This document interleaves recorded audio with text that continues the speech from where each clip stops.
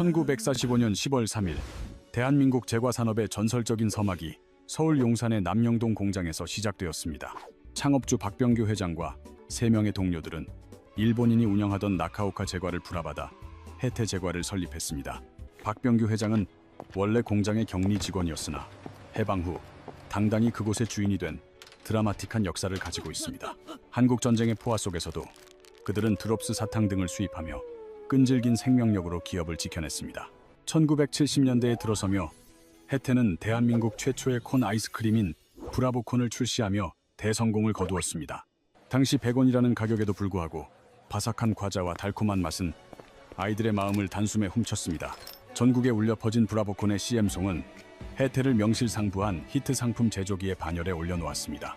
연양갱, 맛동산, 에이스, 홈런볼 등 지금까지도 사랑받는 전설적인 과자들이 모두 이 시기에 탄생했습니다.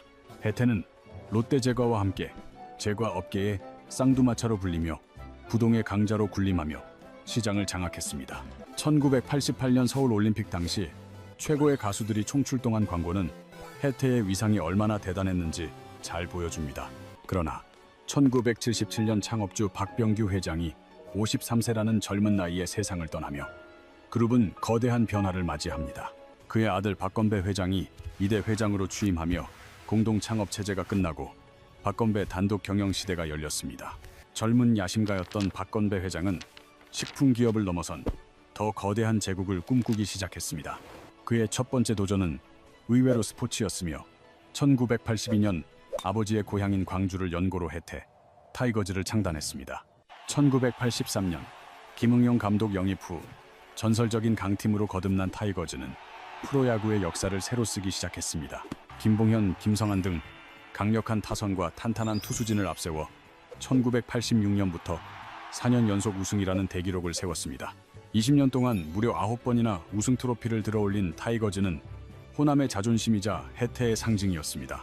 경기장 안에서 승리의 함성이 가득할 때 박건배 회장은 더 위험하고 거대한 비즈니스 확장을 구상하고 있었습니다.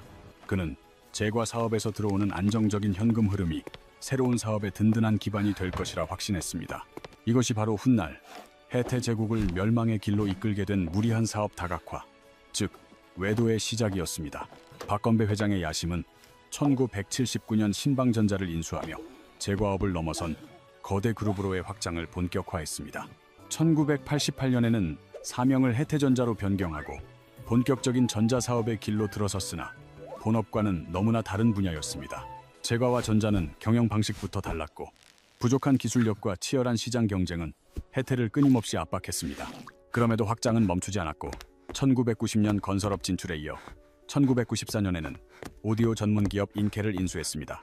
1995년에는 무선 전화기 업체 나우정밀까지 인수하며 혜태는 첨단 산업 분야로의 몸집 불리기를 계속했습니다. 1997년 1월에는 미진금속공업을 혜태중공업으로 바꾸며 중공업 분야까지 손을 뻗치는 전형적인 문어발식 확장을 보였습니다.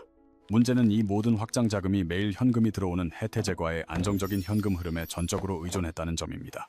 29개의 종합금융회사들은 혜태의 현금 동원력을 믿고 앞다투어 막대한 자금을 대출해주며 부채를 키웠습니다. 그 결과 혜태는 제과와 무관한 적자 사업들에 대출받은 현금을 쏟아붓는 위험한 경영을 이어갔습니다. 1996년 말 혜태그룹은 재계 24위, 15개의 계열사를 거느린 외형을 갖췄지만 실상은 빚더미였습니다. 약 3조 원에 육박하는 천문학적인 부채는 혜태제국을 언제 무너질지 모르는 사상 누각으로 만들었습니다. 운명의 1997년 아시아를 덮친 금융위기의 파고는 대한민국 대기업들을 도미노처럼 무너뜨리기 시작했습니다. 한보, 산미, 진로, 기아 등 거대 기업들이 쓰러지자 위기를 직감한 일본계 투자사들이 자금을 회수했습니다. 다급해진 국내 종금사들도 혜태의 대출금 상환을 독촉하며 그룹의 숨통을 조여오기 시작했습니다. 1997년 8월 22일 혜태는 200억 원의 어음을 막지 못해 한 차례 부도 위기를 겪으며 몰락의 전조를 알렸습니다. 결국 11월 1일 196억 원의 어음을 처리하지 못한 혜태제과를 포함한 3개 계열사가 최종 부도 처리되었습니다. 제과 제국이 건설과 전자라는 낯선 늪에 빠져 순식간에 가라앉아버린 비극적인 순간이었습니다.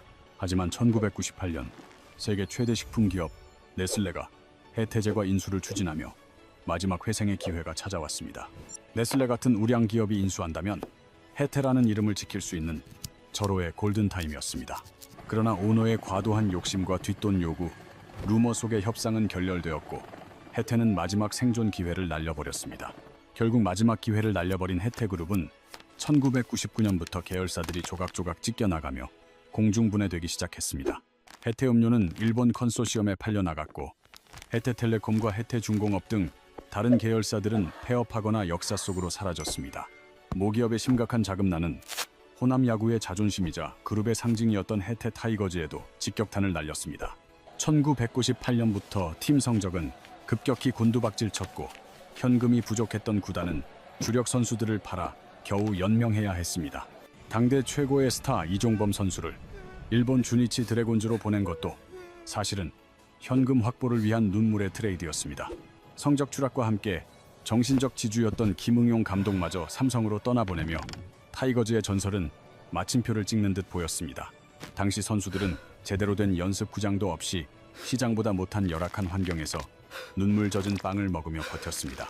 마침내 2001년 7월 해태 타이거즈는 현대자동차 그룹 산하 기아자동차에 매각되며 19년의 화려한 역사를 마감했습니다. 총 210억 원이라는 금액에 호남 야구의 왕조가 기아 타이거즈로 넘어가며 해태라는 이름은 추억 속으로 남게 되었습니다.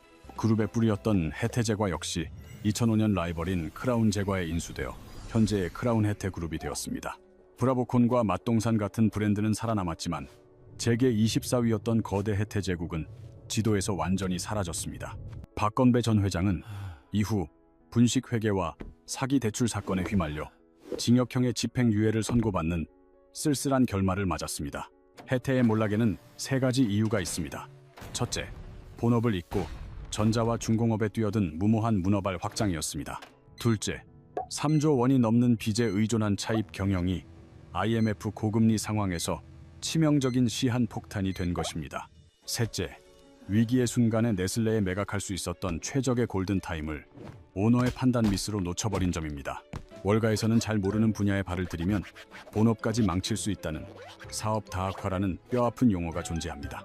해태는 위기의 순간에 욕심을 버리고 골든타임을 잡는 결단력이 얼마나 중요한지를 기업 역사로 증명했습니다.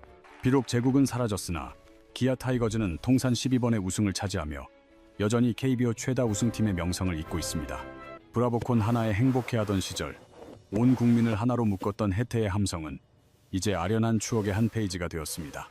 본업을 잊은 확장이 불러온 거대 제국의 비극적인 몰락. 여러분은 이 역사를 보며 어떤 교훈을 얻으셨나요?